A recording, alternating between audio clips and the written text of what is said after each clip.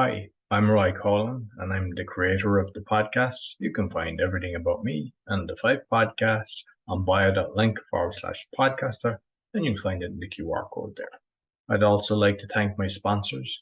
If you or someone you know is struggling with anxiety and want to know how to be 100% anxiety free in 6 weeks without therapy or drugs, Daniel Packard Anxiety Solution Program Company offers a 6 weeks system that permanently solves anxiety at an astounding 90% success rate. People who join the program only pay at the end once they have clear, measurable results. If you're interested in learning more, go to permanentanxietysolutions.com, where you can book a free consultation with Daniel. Do you have high blood pressure or want to get off the meds? Doctors are amazed at what Zona Plus can do. Get a $50 discount with my code ROY.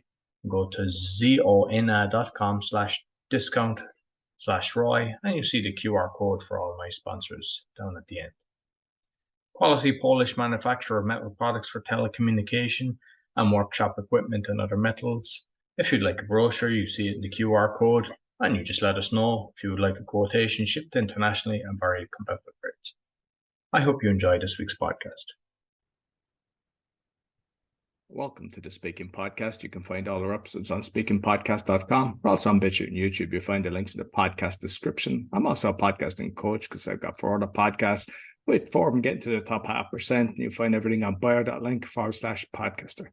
My guest today in Washington, D.C. area, a weight loss coach, podcaster, which I always love and you know by the professionalism, speaker, also an OBGYN physician. Please welcome Priyanka Venugopal. I know I didn't. Roy. Yeah. Oh, so good. No, you got it just right. This is such a pleasure. Thank you so much for having me. This is the best. No, I'm looking forward to this. So I suppose, I've just mentioned the bullet points, but you might just kind of introduce yourself a little bit more to the listeners. Absolutely. Yeah. So I am a board certified OBGYN by training, and I, over the years, have in my whole journey, which, we'll talk about a little bit, I am now a mind and body health coach for high achieving professional moms. And, a lot of what I think we're going to talk about today really is how our mindset, how our brains can often create big obstacles to speaking, to kind of sharing our truths. And, what I really help high achieving professionals with now is how to feel better in their life by being more authentically themselves, for people to feel comfortable speaking their truth, for saying what they have to say, and at the same time, taking care of themselves. So the reason I call myself a mind and body health coach is because, my clients will lose weight, but they actually start feeling better. Their whole bodies, like their brains and their bodies, start feeling better. And we do it without calculators and counting and spreadsheets, which I know professionals. So that's a little bit about me. Brilliant. And are you still a practicing physician, or have you walked away I from stopped practicing about a year and a half ago. So I was practicing up until a year and a half ago. And that was the point that I decided to become a full-time entrepreneur. I would say that there was quite a while that I felt like a full-time physician and full-time entrepreneur. And I think that there came a point about 2 years ago that I started to really feel like the impact that I was having as a coach, the impact that I could see, as I grew, as my business grew, as I put my voice out actually more in this universe, that it would have more impact. And so that's really what drove me to say goodbye to my career in medicine, which was a big deal. Oh, absolutely. So I suppose, Yeah. before we delve into all you're doing, like your own speaking journey, you might let me know how that developed. Yeah. So I really think that if my youngest 10-year-old self could see me right now talking on a podcast about speaking, I think she would never have believed it, because I was always that kid that felt very shy. I would have probably identified as an introvert who had a lot of opinions. Like, I've always been a very opinionated kid, an opinionated child, but I think I felt a lot of nervousness in sharing my opinion and speaking up and telling people what I thought. And I think that there was probably many reasons for this. I had a lot of people pleasing tendencies. I wanted to make sure I didn't rock the boat. I was taught to, be a good little girl, be, seen and not heard. Like that type of messaging, I think was fairly common. But I think the bigger reason for me in my youth was because I had a lot of perfectionist tendencies. As I think, again, this is what I do now as with high achieving professionals, we have perfectionist tendencies. And so for me, I think it manifested with, I want to get it right. I want to say the right thing. I want to not make a mistake. If I say something, I want it to be something that's impactful. And I would say for many years, especially through high school, where I felt really shy and introverted, and then definitely through college and medical school, I allowed those thoughts about how I could speak up in the world to hold me back from so many opportunities. I think I kept my world very small. I probably said no to things just because of my nervousness around speaking up. I think I probably said not no to just opportunities, but even to meeting people. Like if you go and you are in an environment or in a room full of people, you have to be able to speak to, communicate about who you are and what you're all about. And I think I was very happy to just sit and watch a movie and like just be by my lonesome. And that was just fine. So I think that probably through medical school and residency, as I started, I think, discovering my own inner confidence. And I think this happened because of my life in becoming a physician. I started becoming better at speaking to people, mostly because now I have to speak to patients, right? Like I think that I started to discover that actually my voice was a conduit to creating so much for myself, for my community, for my patients, especially. I think that's probably what cracked it for me was becoming an advocate for women and a physician that served women. Excellent. And like, Yeah. I believe, is it 7 years that you do the study and then you have to kind of do a few years of actually kind of internship or practice? Right. So it's actually a total of 12 years if you count college. So it's, in the United States, it's 4 years of undergraduate college, then 4 years of medical school. And then you do for OBGYN residency, it's a 4-year residency. So it was a 4-year residency. And after residency, that was when I became an attending. So I would say the whole journey, if I count college, not everybody would count because, from college, you can go to other professional degrees. It was many, many years went into it. But it's kind of impressive that you've walked away from that, especially at such a young age, because a lot of people, when they get elderly, they kind of go, I'll take it, they have all their money made and everything's done. But you've obviously, you kind of realized, I need a change in life. So what's your journey? What exactly was going on in your head to realize, okay, this is why I want to change? Yeah, I love sharing the story. So I think for me, it started in about 2018, 2019. I have 2 kids. So my son at the time was 3.5 and my daughter was 7 months. This was in the spring of 2019. And I was practicing as an OBGYN physician. And honestly, I was not one of those physicians that was burning out. I know if you really hear the medical community right now, a lot of professionals, a lot of physicians are very overworked, but really I felt quite content as a physician, but I did not feel very content in my life. So at this point, I was about 200 pounds and I felt really frustrated. I felt really frustrated that I had tried all of, if you named it, I had probably tried it. Available to the human, I have tried. And I think at that point in my life, I just felt frustrated that I had not figured this out. And that was probably around the time that I discovered a podcast, kind of like this one, and was introduced to the world of coaching, that really our mindset, our thoughts about ourselves, our thoughts about work, about our bodies, about food, about relationships are the whole reason that we show up the way we show up. And I think that it was just, it took maybe like 1 podcast episode or 2 podcast episodes that I would say are the reason it kind of changed the trajectory of my whole life. It's like my eyes opened up and I started to I like to say, I went down the rabbit hole. I love going down rabbit holes. I went down the rabbit hole of this podcast and I started just really diving into what coaching was. I think I had heard about coaching, as I think many people have probably heard about coaching, but I did not really understand how it could apply for me. And at that point, I jumped in, I started getting coached myself, and I started really changing my my mindset. I started changing my thoughts about myself and food and my relationships and my work, and especially my thoughts about my kids who were cute but drove me crazy. And over the course of about a year to 18 months, I lost a little over 60 pounds without, the calorie tracker, without a calculator, without counting and measuring and weighing food. It just felt like finally this breath of fresh air that I didn't know I had been needing for so long entered my life. And I would say probably in 2020, I noticed that my way of being with my patients and my practice had a coaching angle. And I think that I've probably been a coach for the moment I became a physician is probably when I became a coach, because my style of even being a physician had a very coachy style relationship with my patients. And I think that was where I started to really see that this was amazing. My patients would come in, they wanted, their physical exam, their annual visits, but I was more interested in how they were feeling. And by feeling, I don't just mean, abdominal pain and belly pain and back pain, though that's important. I was way more interested in how my patients were physically and mentally and emotionally feeling and how that was impacting their life. So I think that was where I started to take I started to kind of, again, dive down all the rabbit holes, started to get certified as a coach myself. And I just started coaching on the side. In the beginning, my plan was never to leave medicine because, again, as we talked about, I had invested years. I like to say I invested years of blood, sweat, and tears, literally, to become a physician.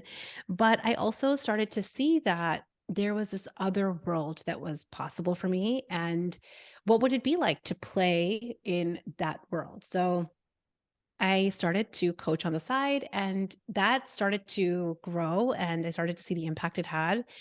And in 2022, so after I had probably been now like the Unstoppable Mom Brain is the name of my business. I had been a coach now for some time.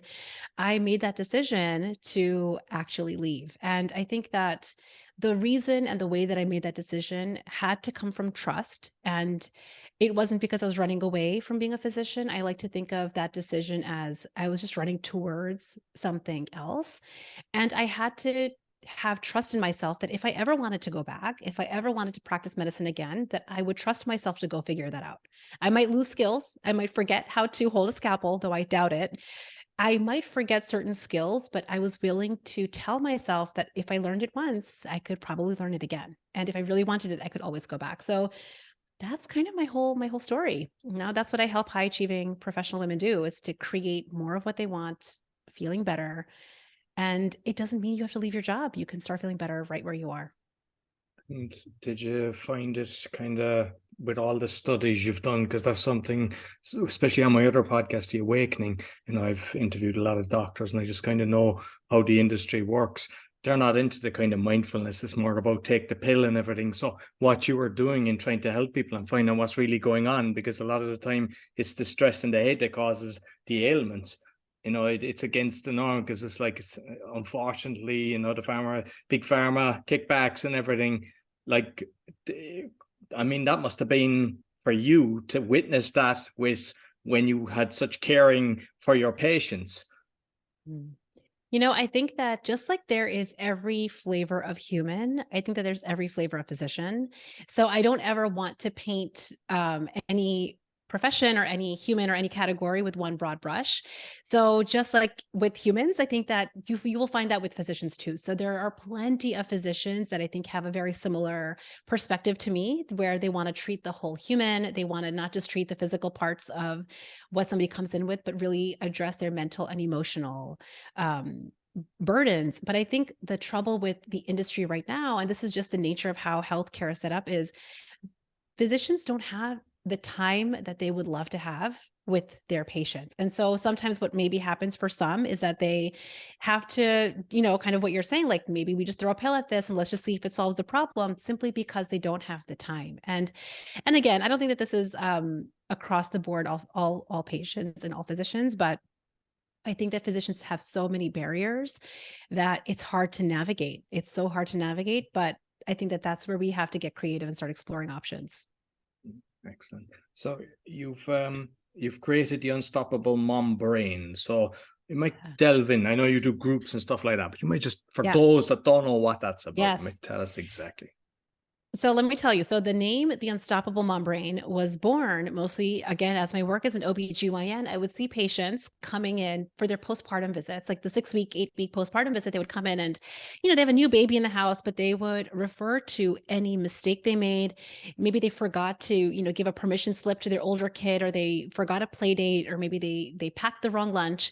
And when I would ask them, like, how is the transition been? How is the new baby doing with your family? How are you feeling?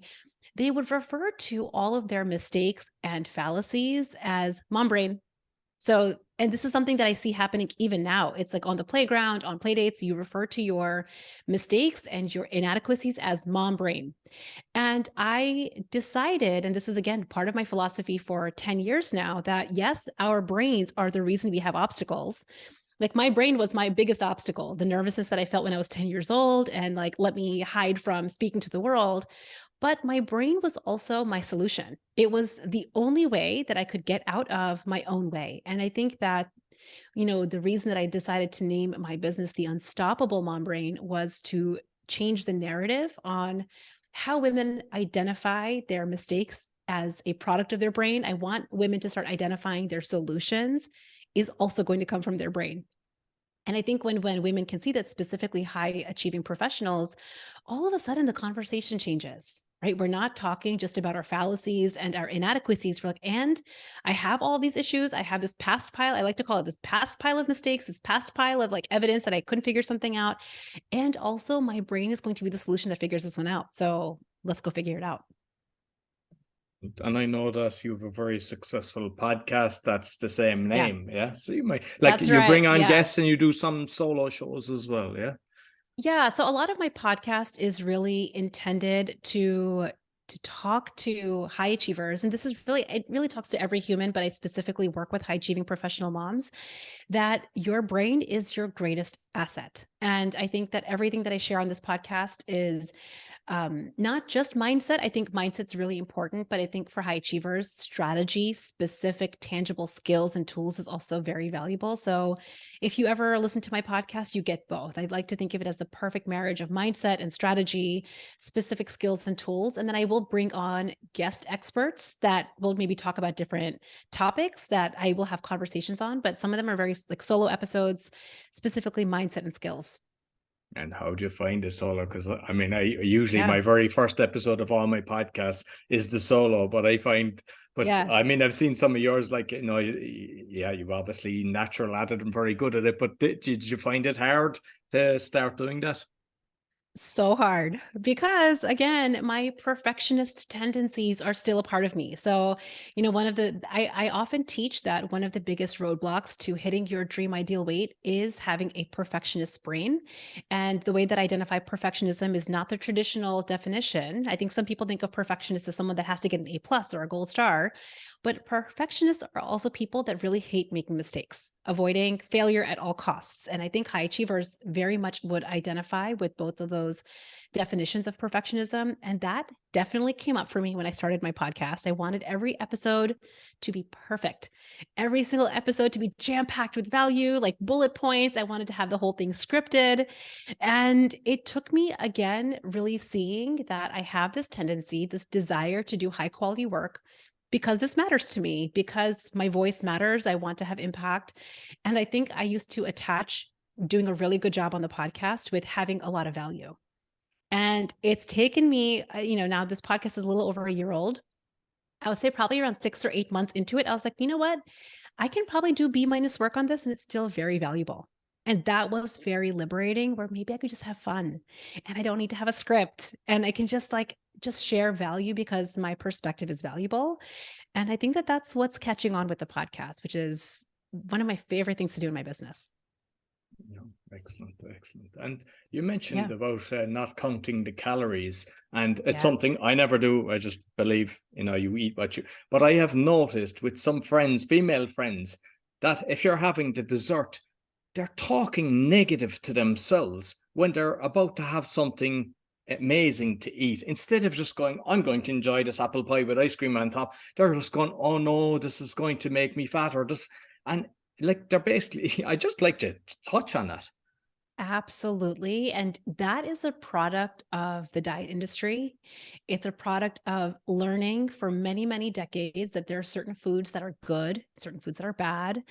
And again, a lot of our high achiever brains really attach results with perfect implementation of a plan. And so we've learned if, calories in, calories out, you might even hear your physician say calories in, calories out, right? You might hear like eat less, move more. These are all phrases that I think have caught women, especially by storm, that we believe if I just count the calories, if I just don't eat a carb ever again, maybe then I will lose this weight. And number one, what that does is it creates a very contentional relationship with food and with yourself. And it creates a very perverted relationship with how we treat ourselves. So the way that I like to think about the way we eat is I describe it as your BFF lover for life. Okay. The way we eat, it's the one relationship you're going to have forever. And yet, if you really ask yourself, I wonder what my relationship is with this person in the car next to me, it is for most women, if you want to lose weight, it's not a very good one. They hate the way they're eating. They have all these things they're not, quote unquote, allowed to eat. And not surprisingly, that's not a sustainable strategy. So they quit at it. Right. And eventually they'll eat the thing, they'll eat the pie with the ice cream on top, and then they'll have a lot of negative self-talk around the fact that they did. So a lot of what I do is teach my clients and teach my audience that there are absolutely high quality foods that will promote fat loss. Like there's a science to fat loss. I bring my medical background into the conversation. There are certain foods, certain ingredients, certain qualities of food that will promote fat loss. And also, what if you could learn how to listen to your body in real time? She's a natural calculator. She will tell you when she's hungry and when she's not. Well, we learned how to listen to that. I promise you, it is the most sustainable, permanent strategy. And you can throw the apps away. You can throw the planners away and know that there are going to be moments you're going to go to the pie with ice cream. It doesn't mean that you have to have a contentious relationship with it. So I think it is really hard sometimes for professionals to release the planner, to release the calorie counting because they're so used to it. But it's like an unprogramming. We have to absolutely program that diet brain and learn how to change the relationship with what I think is like your BFF lover for life. Absolutely. And like a lot of people, it shocks me. I mean, they shouldn't be taking the sodas, but with the kind of Pepsi Max and the Coke Zero, they think I lose weight with this when it's got aspartame, and they can gain weight from it. And like most people, like when you're telling them, they just kind of go, yeah, and they don't, it just goes over their head. Is this something that is there that you can figure out with your clients how to kind of get that through with a better message? Because I think it's very important, the dangers to some of these things. Yeah, so I definitely think that artificial sweeteners is its own category, which I think is a fascinating category because it's true that if you have an artificial sweetener, your blood sugar will not spike. And so at a chemical level, that means that the insulin, leptin, and ghrelin, which are the hunger hormones in your body, are not affected. But what the trouble with artificial sweeteners is, like Diet Cokes or Diet Pepsis, is your brain is still thinking it's getting sweetness. And what happens when we kind of stay on the sugar bandwagon, which is what you're doing when you have an artificial sweetener, your brain is still on the sugar bandwagon. You keep craving it. Your cravings and your desire to eat a lot of sweet things never goes away. So I think that that's the biggest trouble with artificial sweeteners is that it keeps you craving sugar. It keeps you craving foods that are not necessarily going to promote fat loss. And I think that that can be a big problem. So I actually really, I'm not an eliminist. So I always like to say, again, no food is good, no food is bad.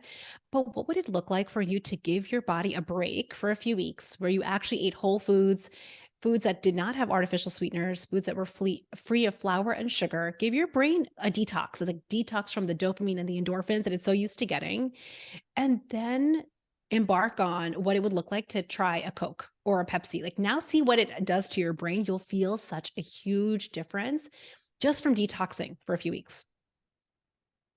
I mean, for me, I stay away from McDonald's, but the odd time when you're, doing a trip and there's nothing, all the garages are closed, and I feel so bad from it because I try to eat as organic as possible, and just exactly what you've just said, you just stay away from these things. So Yeah. with your group coaching then, because I seen you doing a webinar, so you might just touch on the webinar, give some tips to people with the webinar, and then kind of go into the coaching and why you do it as a group and how it actually works. Yeah, so I used to only do one-on-one coaching. And a while ago, I started to notice that I would sometimes bring my one-on-one clients together and we would do like a small group call. And those calls were incredibly impactful, specifically for women, because I think when you start to hear the coaching and the experiences of other high achieving professionals, you start to see you're not alone in the struggle. So a lot of women, I think, especially high achieving professionals, are surrounded by humans. We're surrounded by people. We're leading teams. We're doing big things at the workplace and at home. But oftentimes high achieving professional women feel alone in their struggle because they want to put on a very strong, a strong surface face for the world. I think that sometimes women really do feel alone in the struggle. And so I decided to make a sharp pivot to small, intimate groups. And it is very small and intimate, but the beauty of, I think, having a small, intimate group is it kind of marries both, where my clients really get personal one-on-one attention and mentorship with me. And at the same time, they get the lived experiences of other high achieving professional women. So they get to gather wisdom from the coaching that somebody else gets. Like, for example, one of my clients was recently getting coached on her marriage. She was having a lot of thoughts about her husband, and we were coaching on that topic. And another client of mine who, she sent me a message on the side saying, I never would have thought to get coached on that topic, but change the time and place, and that's me. It was so valuable for her to hear the coaching of another high achieving professional. And it just planted a seed for her. Like, wait a second, my marriage could be totally different. So I think that the beauty of a small intimate group, the way that we do in Unstoppable, is you get both. Because I think, again, personal mentorship is important. Having one-on-one support is important. And also being in a community, surrounding yourself with other high achievers who have the same goal is just priceless. So that's the reason that I decided to move to small intimate group. And what's the typical number of people that go in the group, and like what's the duration? Yeah, so it really varies. I think for me, it's not specifically about the number of people that are in my group. I have a consult with anyone that's interested in working with me, and we just decide if we're a best fit. So when somebody comes to decide if they're like, you know what, Priyanka, I really want to work with you because I want to lose weight without a calculator, I want to feel better in my life, we decide on a consult whether we are going to be a best fit. And I will tell you on the consult if I don't think the group is for you. I have said no to people if I don't think that they'll be a best fit. So more than the number of people in the group, I think having the best fit clients that I think will best be served by this group, those are the women that are in this group. But it's always going to be, one Zoom screen. You're not scrolling through Zoom screen after Zoom screen. When we are in our group, everybody knows each other. It's for 6 months. I work with my clients in 6-month increments. I have clients that will work with me for longer. Maybe they have more weight to lose, or maybe they want to practice weight maintenance. Maybe they've lost a lot of weight and now they want to just practice maintenance. So then we continue working together. And it's just the best. It's the best community. Absolutely the best community. I just love it. Excellent. And just on the workshops, because I know that you do some workshops as well, so you might just touch on how you actually were you doing online when the last couple of years, or were you doing in-person workshops as well? It's always online. I'm often doing a webinar or a training for just, the people of the world. So you can usually find whatever my latest webinar or training is going to be at the unstoppablemombrain.com/webinar or the unstoppablemombrain.com. There'll be a link to my next free training. And that's what I would like to say about my webinars is I really do try to make them very value driven. And in all of my webinars, I will invite you to work with me. If that's something, if what you learn on the webinar resonates with you, if you're like, yep, that's me. Oh, that's exactly like, you'll know. I think that just even hearing this podcast, when you're listening to a podcast or you're watching a webinar, when you have found your coach. You can just hear it. This is the person I have to work with. That was my experience. Anytime that I have ever invested in a group or with a coach, it is because I came in believing this is the person for me. She totally gets me. She's in my brain. You'll know. And then we decide, you book a consult and we decide if we want to work together. Excellent. And just finally, because you mentioned about perfectionism, but there's also on the opposite end of the spectrum, procrastination, just kind of, and I know you talk about it. I think we just talk a little bit about that. Yeah. So I like to think of the three biggest obstacles for high achievers in hitting any goal, but specifically weight loss, is perfectionism, procrastination, and pleasure. And we've touched on perfectionism. Basically, the issue with perfectionism is if you don't love a result, what high achievers do is they monkey emoji themselves. They'll hide or quit. They'll wait for Monday morning fresh starts because fresh starts feel better than really looking at why you went off plan to begin with. So I really teach my clients a very step-by-step process on how to look at your results, even if you don't love them, because that is where you can leverage what happened. If you get wisdom from why you went off plan, why did you gain a pound? What happened over the weekend that you just forgot yourself? If you can learn why that happened, you can start leveraging that information moving forward. So perfectionism is number one. The second thing is procrastination, which means you might have this beautiful plan on paper. It looks amazing. And I've had many plans that look amazing. But when it comes to implementing the plan, high achievers are super sneaky at procrastinating. We'll tell ourselves all kinds of things to not take action, or what I call needle moving action, in the moment. And that's why we don't hit goals. So there, I think, again, is a step-by-step process on how to feel the discomfort. You might feel a moment of like, oh, I don't want to. How do you take action anyway? Needle moving action to start hitting goals. And then the third one is pleasure. I think, again, high achievers have really married their pleasure with productivity. So I'm my own first client. I used to think the more productive I am, the more I do, the better I do, the more like more. Then I get to feel good. Then I get to feel proud. Then I get to feel accomplished, satisfied. And by kind of keeping productivity and pleasure married at the hip, I kept feeling good hostage. And I would maybe cross something off my list, but not surprisingly, that list is ever growing. So I'd be like, you know what? Maybe I finished one task and I'm like, I could do this other task and this other task. So it's never enough. And I think that that's something that high achievers really have to see, is that we have an impossible standard for what's quote unquote enough. And we're keeping pride and satisfaction and fulfillment hostage if we keep it attached to productivity. So those are probably the three biggest things that I talk about in my webinar, which you can absolutely get if you join me on one. Great. And what, like, because I'm one that does all the lists and add to the list and everything, but what I found is sometimes I'll have a day where I go, okay, just write what you've done instead of adding something, and because you know what you need to do. You don't need to be writing it down all the time, but we tend to, and I think the mind, when you're using the hand as well, when you're actually physically writing something, you get to go into creative mode, you start thinking of things. But to actually write down what I've done, it's kind of more satisfying, because you most of the things we don't write it down. We'd have a list and then we do about 50 other things in between, and then you're looking, you go, I didn't get my list done. And it's like, at the end of the day, it's about just enjoying your life and just enjoying every day that you do.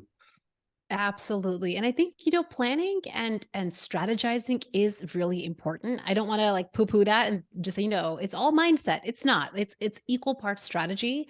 But I think what the high achiever has to start thinking about is when you use planning as a procrastination tactic, right? So this is the big one. This is why I call it sneaky for high achievers, is I will often, as I think maybe many people listening, will use learning and consumption and research and like researching something or planning as a procrastination tactic.